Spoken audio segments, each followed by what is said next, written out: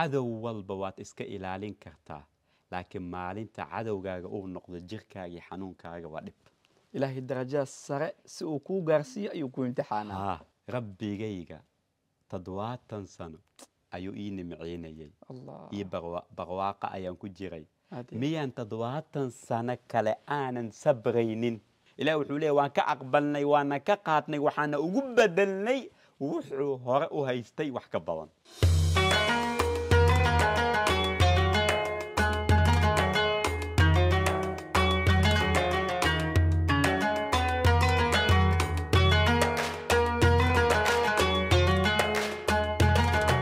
بسم الله أما بعد ما أنت وحنت الاستاجينا آيات إلهي سبحانه وتعالى وأيوب إذ نادى ربه أني مسني الضر وأنت أرحم الراحمين الله قصدي نبي أيوب يمتحانك وصومري أو بكر صدوه نبي أيوب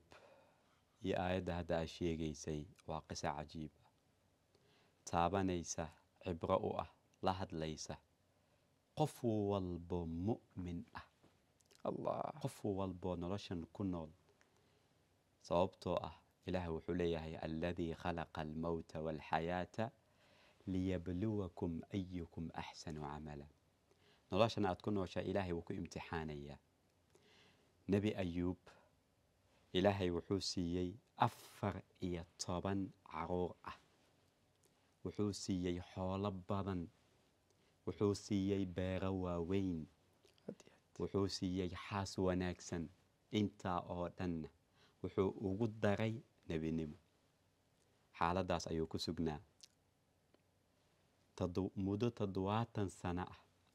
nolol dhammaystiran qof walba maanta uu rajaynaya kadib ayaa waxaa bilaabatay in ubadkiisa ilmihiisa mid ay u geeriyoodaan ka waran maanta 14 caruur intaasana aad sugaysay aad ku dadaalaysay mid inay kaaga geeriyoodaan wuu sabray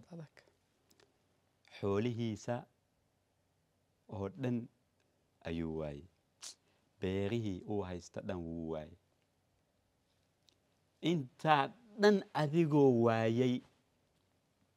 ka waran in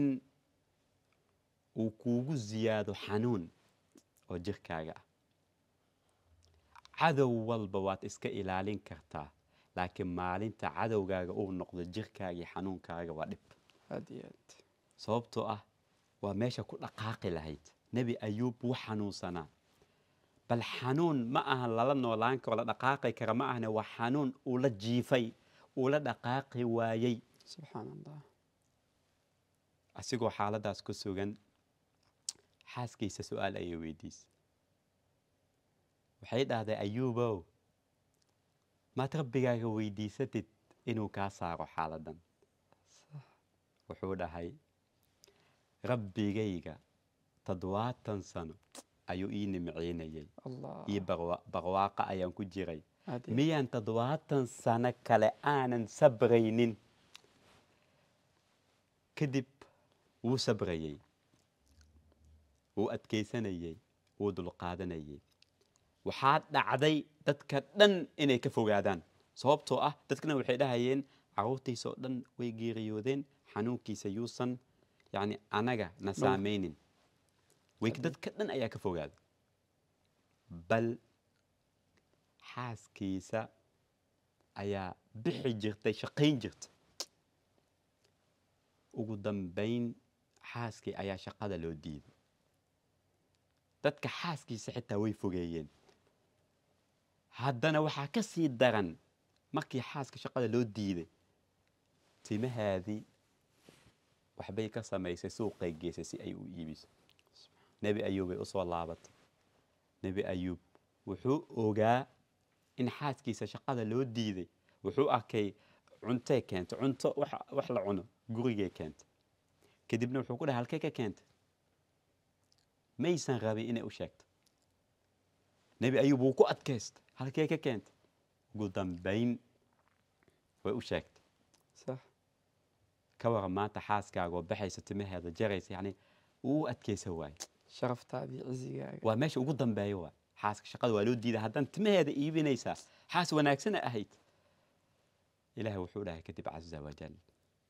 aayadan markaan aqriyo waa cajiib ma ogi meeshaan ka bilaabaya xitaa صح aan ka bilowna meeshuu ilaahay ka bilaabay wa ayuuba nebi ayuub id naadaa goor uu u dhawaaqay rabbigiis naadaa yacni wuu ducaystay هديات naadaa wuu dhawaaqay yaa kaloo loo dhawaaqaa الله wuu dhawaaqay yaa kaloo yani aman yujiibu almudara idaa dacaa yaa kaloo loo dhawaaqaa aan ilaahay ka ahayn ilaahay ayuu u dhawaaqay wuxuu yiri rabbi rabbiyow yani kalimatu rabb waxay ka dhigan tahay rabb waa midka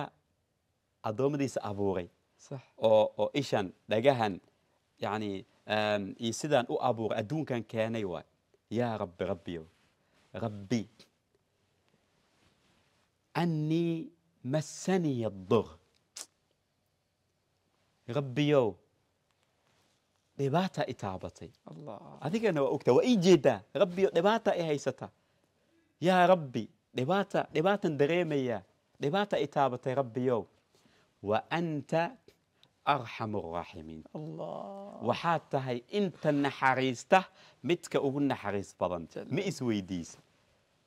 muxuu u dhihi waayey nebi ayuub yani وأنت الشافي مثلا هذا عافية ha maya muxuu u dhihi waayey wa ayuub id naada annii masaniya dur dhibaata i taabatay dhibaatada iga dulqaad muxuu dhihi waayey dhibaata i taabatay yani caafimaad isii صح واي muxuu dhihi waayey dhibaata i taabatay wax fiican isii sababtu u dhahay maxay tahay waxaad tahay mid naxariis badan yacni xitaa nebi ayuub واللي هو صبر يا rabbigiisa ayuu ka xishooday wuxuu leeyahay rabbiyow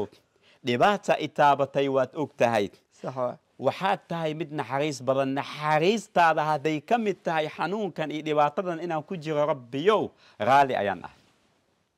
الله yacni fiiri kow midka labaad wa anta arxamu raaximiin mid naxariis badan ayaa tahay ayuu yidhi sababtoo ah wuxuu leeyahay rabbiyow dhibaataa i taabatay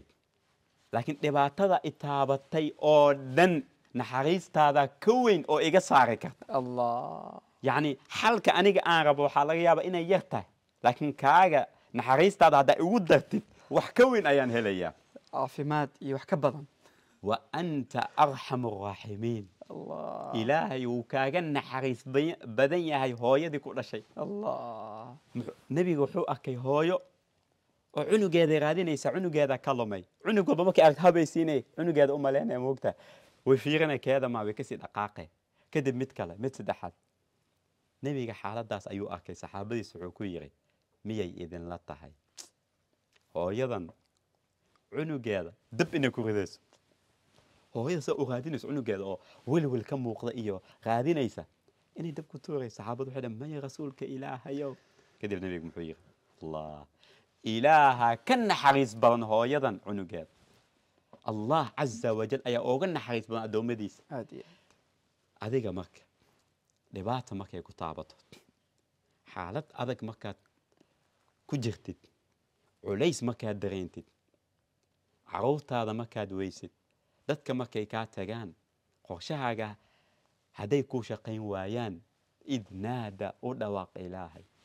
yaa kaloo loo dhawaaqa gacmaha u taago u calaacal u sheego waxaad dhahdaa yaa rabbi adiga waxaad haysataa addoommo badan oo ku caabudo aniga laakiin ma haysti alle aanan adiga ahayn الله yaa rabbi waad u jeedaa xaaladdeeda kaama qarsoona rabbiyow yaa rabbi waan daalay ma sii socon kari waan sabray waan dulqaatay naxariistaada ayaan sugayaa yaa rabbi nebi ayuub saad ugu dulqaaday iga dulqaad u الله dhawaaq u الله calaacal la sheekaysa rabbigaaga caza wajal naxariista ilaahayna ha ka quusan marna سوى البا وحنوس انت ha حال ده سوى البيت si walba ay tahay sababta ma taqaanaa adiga i daabanaya walaalkaygiyow miyaad weysay dhammaan carruurtaada may miyaad weysay dhammaan xoolahaaga may miyaad weysay dhammaan yacni caafimaadkaaga waa may miyay dadka dhan kaa tageen miyaa lagaa sheegay wax aanan adiga ahayn waa may nebi ayuub intaas oo dhan ayuu la kulmay hal mar haddana 18 sano ayuu xaaladdaas ku sugnaa wuu sabrayay wuu adkaysanayay asigoo nebi ah laga yaabaa dadka qaar inay leeyihiin waa nebi ilaahaa doorta muxuu ii imtixaanaa aniga rabbi waan u sujuudaa muxuu ii imtixaanaa sababtoo ah imtixaanka iyo sabarka waxaa lagu gaaraa darajo aan lagu gaarin cibaado badan aan lagu gaarin ilaahay darajaad sare si uu kuu gaarsiiyo ayuu ku imtixaanaa bal fiiriya jannada markay soo dhoweynayaan dadka maxay leeyihiin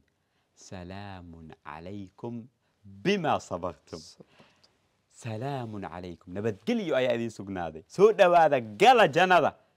maxaa ku hesheen bimaa sabartum yacni adduunkan ma ahan meel laysku abaalmariyo waa meel laysu imtixaano ilaahay wuu ku imtixaanayaa sababtoo ah ilaahay wuxuu kula rabaa meel ka saraysa wuu ku imtixaanaa sababta wuu ku jecel yahay waa maxay sababta adi lagu dooranayo waa lagu jecel yahay waxaa laga yaaba inaad isweydiinaysa haddii uu ilaahay uu ii jecel yahay muxuu ii doortay sababtoo wuxuu rabaa ilaahi subxaana watacaala codkaaga inuu maqlo inaad u dhawaaqdid gacmaha u taagatid rabbi caza wajal gacmaha u taago wallaahi xaggiisa waxba kama ahan in culayska uu kaa qaado xaggaaga unbay ka adag tahay xaggiisa laakiin way ka fududahay kun fayakuun sidii nebi ayuub xaaladda ugu saaray wuu awoodaa inuu xaaladaada uu bedelo u dhawaaq rabbigaaga ilintaada hadda o ku celceli ducadan ku celceli mar walba waxaa dhahdaa mataqaanaa rabbi annii massaniya adur wa anta arxamu raaximiin ku celceli maalintii 10 mar 30 mar 100 mar xitaa sababtoo waa aayad qur'aan ah waa duco uu ku ducaysa nebi ayuub oo ilaahi subxaana watacaala uga aqbalay dhibaatana ugu dulqaaday adigana ku celceli nebi ayuub markuu ku ducaystay ducadan ilaah wuxuu leeyahy waan ka aqbalnay waana ka qaadnay waxaana ugu bedelnay wuxuu hore u haystay wax ka badan aad iyo aad ku celceli rabbi innii massaniya adur